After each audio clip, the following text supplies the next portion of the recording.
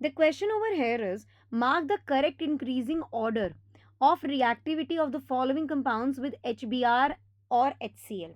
यहाँ पर मैं सिंपली एक बात कहना चाहूँगी कि ये हमारे तीनों ही क्या हैं, बेंजाइल एल्कोहल्स हैं. गिवन दैट कि यहाँ पर जो सब्सटीट्यूएंट प्लेस्ड है बी और सी में, it is nitro group and the chlorine group at the para position. ठीक है, all the three benzyl alcohols जो हैं they are gonna react with HBr और HCl. ये तीनों ही रिएक्ट कर सकते हैं विद HBr और HCl. क्लियर है? येस और नो? Via the formation of carbocation intermediate. Clear है? Via the formation of carbocation intermediate. Yes, that is what I literally want to talk about over here. So the stability of carbocation decides the reactivity of these alcohols.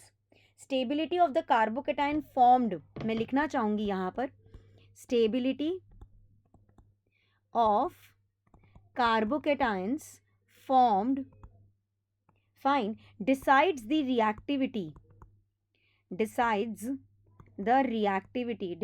the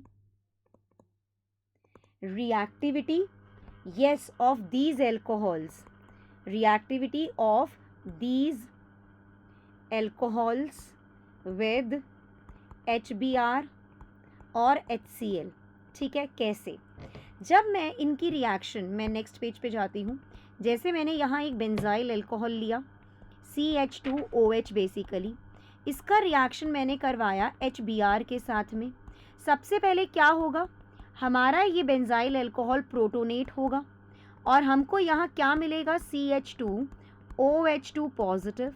ये OH2 बाहर निकलेगा और हमको मिल गया ये benzylic carbocation. This is the carbocation intermediate so formed. और अब यहाँ पर क्या होगा, फर्दर फिर ब्रोमीन अटैक करेगा. तो मैं वही आपको कह रही थी कि stability of carbocation formed decides the reactivity of these alcohols with HBr and HCl. और हमें रिएक्टिविटी ही बतानी है in increasing order basically. Yes, तो इनके अगर आप देखो, इनका H2O आप हटाएंगे, OH negative. I mean to say what I literally want to talk about, मैंने अभी आपको मैकेनिज्म बताया, उसके हिसाब से जो यहाँ कार्बोकेटायन हमारे फॉर्म होंगे, इट विल बी, देखो ये OH हट जाएगा एज H2O और यहाँ CH2 पॉजिटिव. ऐसे ही ये हटा OH और यहाँ CH2 पॉजिटिव. ऐसे ही ये हटा यहाँ से और ये CH2 पॉजिटिव बन गया है. क्लियर है? तो अब इनकी स्टेबिलिटी बताइए. NO2 जो है और जो ये क्लोरीन है, these are electron withdrawing groups and they decreases the stability of the carbocation. ये जो NO2 है एंड क्लोरीन है, these are what, these are electron withdrawing group.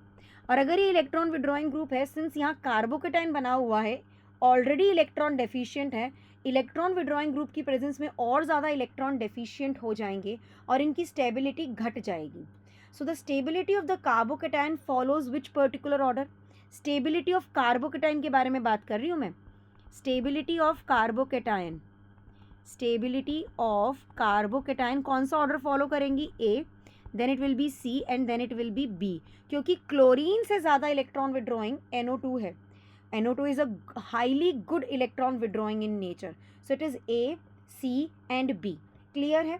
क्योंकि NO2 stronger electron withdrawing group है in comparison to chlorine basically. तो यहाँ पर आप देखेंगे कि अगर मैं रिएक्टिविटी के बारे में बात करूँ, इंक्रीजिंग ऑर्डर का मतलब क्या होता है, छोटे से बड़ा. सबसे कम रिएक्टिविटी किसकी होगी यहाँ पर, जिसकी स्टेबिलिटी सबसे ज़्यादा कम है. तो सबसे ज़्यादा कम स्टेबिलिटी किसकी है, किस पर्टिकुलर कार्बोकेटायन की है, B के कार्बोकेटायन की है. हाँ जी, तो इसकी रिएक्टिविटी जो है, इस पर्टिकुलर बेंजाइल अल्कोहल की जो रिएक्टिविटी है विद HBr एंड HCl सबसे कम होगी. तो उस हिसाब से हमारा ऑप्शन 1 भी गया और 4th भी गया. B के बाद it will be C and then it will be A. Option number 3rd is the right answer to the question over hair.